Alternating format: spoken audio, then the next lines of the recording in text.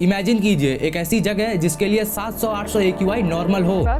At 4 a.m. today, Delhi's average air quality was 751. एक ऐसी जगह जहां पे लोगों की जिंदगी आम लोगों से 8 साल कम हो। अनफॉर्चुनेटली ये कोई दूसरा प्लेनेट नहीं, हमारे इंडिया का कैपिटल दिल्ली है।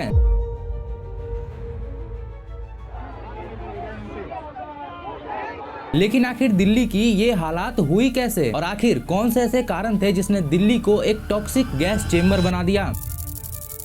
आइए आज की इस डॉक्यूमेंट्री में हम लोग डिटेल में जानते हैं कि दिल्ली इन हालातों तक आखिर पहुंचा कैसे। दिवाली के बाद दिल्ली के कई इलाके ऐसे थे जहां का एयर क्वालिटी इंडेक्स 999 तक पहुंच गया। फिलहाल में हम लोग तो व्यवस्था में लगे, पार्टी ही लगी है, मंत्री भी लगे हैं, माननीय मुख्यमंत्री जी एक एक चीज पे नजर रखी है। Now let's turn our attention to a gas chamber. New Delhi, the world's most polluted capital city. And let's stay with climate because India's capital, Delhi, has overtaken the Pakistani city of Lahore as the most polluted city on earth. ये आंकड़ों में फर्जीवाड़ा कर रहे हैं। जब एक सरकार के तौर पे आप आंकड़ों में फर्जीवाड़ा करेंगे, इसमें कौन कह रहा है कि विफल है? विफल नहीं, सफल होने वाला है।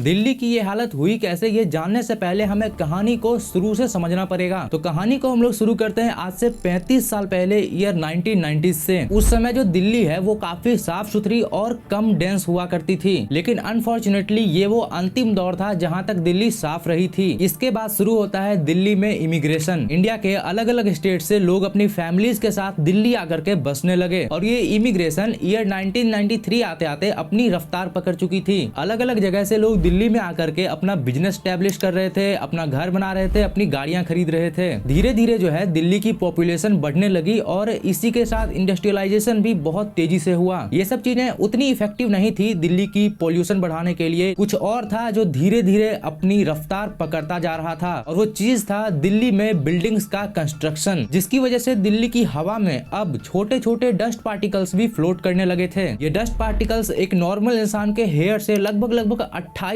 गुना तक छोटे हो सकते थे। हालांकि इनमें हर एक कण का साइज अलग अलग होता था, कुछ का 10 माइक्रोमीटर, कुछ का 5 माइक्रोमीटर और कुछ का 2.5 माइक्रोमीटर। और बाद में इन सब का नाम भी रखा गया जैसे कि PM10, PM5 और PM2.5। हालांकि अब तक दिल्ली में सब कुछ ठीक ही चल रही थी, इन प्रॉब्लम्स को उतना हाईलाइट भी नहीं किया गया था। और फिर आता है year 1996। Centre for science and environment एक रिपोर्ट पब्लिश करती है स्लो मर्डर के नाम से, और यही इस पूरी क्राइसिस का टर्निंग पॉइंट था। इस रिपोर्ट में बताया गया था कि बढ़ते पॉपुलेशन की वजह से जो सड़क पे गाड़ियां दौड़ रही है, जो फैक्ट्रियां दिन रात चल रही है, इनसे जो धुआं बाहर आ रहा है वो धुआं हवा में टॉक्सिक गैसेस जैसे कि कार्बन मोनोऑक्साइड, सल्फर डाइऑक्साइड जैसे जहर घोल रहा है। और ये चीजें ओवर द टाइम दिल्ली की हवा को खराब करती जा रही है। और हाँ, जब मैं दिल्ली बोल रहा हूँ तो मैं इंडिया के उन सारे मेजर सिटीज को इंटीग्रेट कर रहा हूँ जिसमें आज एयर पोल्यूशन हद से ज्यादा बढ़ चुकी है। खैर कहानी पे वापस आते हैं तो उसी साल ईयर 1996 में सुप्रीम कोर्ट ने एक्शन लेने को कहा और गठन हुआ EPCA का, यानी कि इन्वायरमेंटल पॉल्यूशन कंट्रोल अथॉरिटी का। और अब शुरू होता है इन सारे मेजर सिटीज में एयर पॉल्यूशन को कंट्रोल करना। हालांकि बढ़ते समय के साथ पॉल्यूशन और इंडस्ट्रियलाइजेशन ने इस संस्था को भी कमजोर कर दिया और ईयर 2000 आते आते हालात हाथ से बाहर जाते दिखाई देने लगे और अब तक समस्या आम लोगों को भी दिखने लगी थी और न्यूज एजेंसीज भी इस न्यूज को कवर करने लगी थी। इस पूरे डेकेड में दिल्ली में जो भी चीजें चल रही थी, जो पॉल्यूशन को बढ़ा रही थी, वो सारी चीजें दुगुनी रफ्तार से बढ़ी, चाहे वो इंडस्ट्रियलाइजेशन हो, चाहे वो पॉपुलेशन हो या फिर वो कंस्ट्रक्शन का काम हो। ईयर 2010 आते आते दिल्ली की जो आबादी थी वो 16 मिलियन हो चुकी थी, जो 1990s में 9 मिलियन हुआ करती थी। और उन दिनों दिल्ली का जो एवरेज AQI हुआ करता था वो 200 से 300 के बीच रहता था। और जैसा कि आप लोग जानते हो कि 200 से 300 का AQI होना कितना ज्यादा डेंजरस होता है। हालांकि दिल्ली के इस पूरे एयर पॉल्यूशन का अकेला जिम्मेदार सिर्फ दिल्ली नहीं था, कोई और भी था जो दिल्ली के इस बढ़ते एयर पॉल्यूशन में अपना भरपूर योगदान दे रहा था। मैं बात कर रहा हूँ पंजाब और हरियाणा के स्टबल बर्निंग के बारे में। इवन ईयर 2010-11 में दिल्ली में पोस्ट मानसून सीजन में जो एयर पॉल्यूशन बना हुआ रहता था उसमें 50 to 75% कंट्रीब्यूशन पंजाब और हरियाणा के स्टबल बर्निंग का था। हालांकि ये 50 to 75% एवरेज पूरे साल का नहीं था, ये सिर्फ पोस्ट मानसून सीजन का था। अगर पूरे साल का डेटा देखा जाए तो दिल्ली के एयर पॉल्यूशन में स्टबल बर्निंग भी अपना 15 से 35% तक का कंट्रीब्यूशन तो देता ही था। हालांकि इन सभी चीजों के बावजूद भी कुछ कमियां तो दिल्ली खुद में भी समेटे बैठा था। ऑफ कोर्स हम लोग पॉलिटिकल बातें तो करेंगे ही, लेकिन सबसे पहले नेचुरल डिफेक्ट की बात करते हैं। एयर पॉल्यूशन का एक बड़ा कारण दिल्ली का जियोग्राफिकल लोकेशन भी है। दिल्ली के वेस्ट में है अरावली हिल्स, जो साउथ वेस्ट से आने वाली क्लीन एयर को ब्लॉक करता है, और बिल्कुल ऐसा ही नॉर्थ ईस्ट में हिमालयास करती है, जिसकी वजह से दिल्ली की पॉल्यूटेड हवा दिल्ली में ही रह जाती है और बहुत सीमित मात्रा में नई हवा वहाँ पे जा पाती है और पॉल्यूटेड हवा वहाँ से बाहर निकल पाती है। और अब 15 साल बाद लगभग दोनों चीजें डबल हो चुकी हैं, चाहे वो पॉल्यूशन हो या फिर पॉपुलेशन। पॉपुलेशन 16 मिलियन से बढ़ करके 30 मिलियन हो चुकी है और AQI 300 से बढ़ करके 700। दिल्ली की हवा अब तक इतनी खराब हो चुकी है कि पॉल्यूटेड एयर की एटमॉस्फेयर में एक अलग लेयर बन चुकी है, जिसको एस्केप करके ना तो ठंडी हवा ऊपर से नीचे आ पा रही है और ना ही गर्म हवा नीचे से ऊपर जा पा रही है। समर्स में गर्म हवा इस लेयर को एस्केप ही नहीं कर पाती, जिसकी वजह से दिल्ली में भयानक गर्मी पड़ती है। और ठंड के मौसम में जब रात का मौसम होता है तो जमीन ठंडी होती है, लेकिन उसे गर्म करने के लिए सनलाइट भी इस लेयर को एस्केप करके जमीन तक नहीं आ पाती है। और ऐसे हालातों में दिल्ली की गवर्नमेंट क्या कर रही है? ये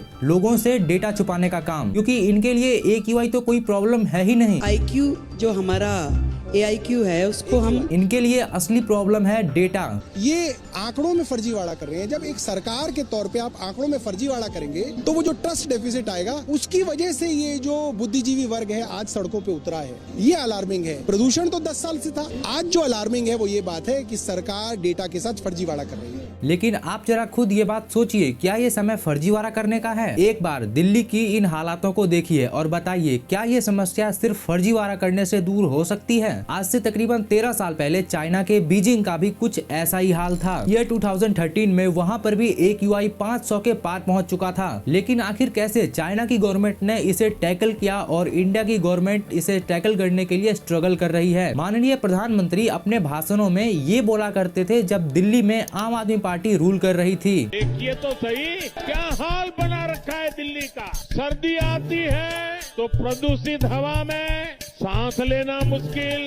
दिल्ली के लिए इन लोगों ने हर सीजन, हर मौसम क्या हाल बना रखा है दिल्ली का। लेकिन अब क्या?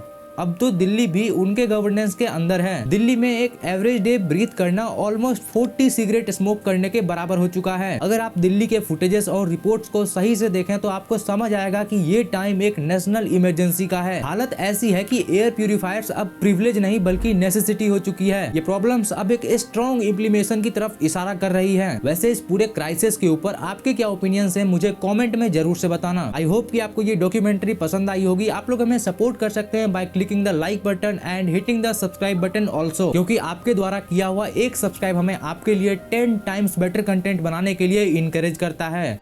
Thank you.